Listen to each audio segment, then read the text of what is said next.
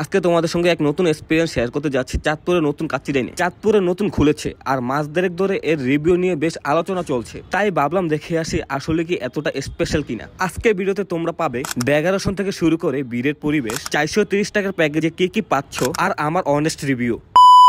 তোমরা অনেকেই জানো ঢাকা শহরে কাচ্চি ডাইন অনেক জনপ্রিয়, আর এখন সেই কাচ্চি ডাইন এসেছে আমাদের চাঁদপুর শহরে। প্রায় মাসখানিক হলো এটা ওপেন হয়েছে, কিন্তু আমার ব্যস্ততার কারণে আমার যা হয়ে ওঠেনি এখনো। তাই আজ হুট করে ভেবে নিয়েছি চলো আজই গিয়ে দেখি কাচ্চি ডাইনের স্বাদ কেমন। চলে আসলাম কাচ্চি ডাইন চাঁদপুর শাখায়, যা ঠিক আমাদের চাঁদপুরের কালী মন্দিরের পাশেই। লোকেশনটা মোটামুটি সুবিধাজনক বলা যায়। প্রথমে যেটা আমার চোখে লাগলো, সত্যি অসাধারণ ভিড়। মনে হচ্ছিল যেন পুরো চাঁদপুরের কাচ্চি প্রেমী মানুষ এক জায়গায় জমাট বেঁধেছে। ভিড় দেখে বুঝতে পারলাম হ্যাঁ, চাঁদপুরের কাচ্চির প্রতি প্রেম সত্যি অনেক। ভিতরে ঢুকে চারিদিকে একটু তাকালাম, ডেকোরেশন মোটামুটি তেমন কিছু ইউনিক খুঁজে পেলাম না চোখে। আমি আশা করেছিলাম অন্যান্য শাখা থেকে কিছু ইউনিক বা আলাদা ধরনের সাজসজ্জা এখানে পাওয়া যাবে। যাই হোক, খাবারের টেস্ট ভালো হলে ডেকোরেশন নিয়ে এত মাথা ঘামানোর দরকার নেই। আসন নিয়ে সুন্দর করে বসলাম। কিছুক্ষণ পরে হাতে পেলাম মেনু। অর্ডার করলাম তাদের 430 টাকার প্যাকেজে থাকা বাসমতি কাচ্চি, জালি কাবাব, বাদাম শরবত। অর্ডার দেওয়ার পরে 10 মিনিট পরেই আমাদের সামনে খাবার চলে আসলো। তারপর যা হলো, সামনে খাবার আসতে আমার জিভে জল চলে আসলো। দেরি না করে খাবার খাওয়া শুরু করলাম। এবার বলা যাক খাবারের টেস্ট নিয়ে কথা।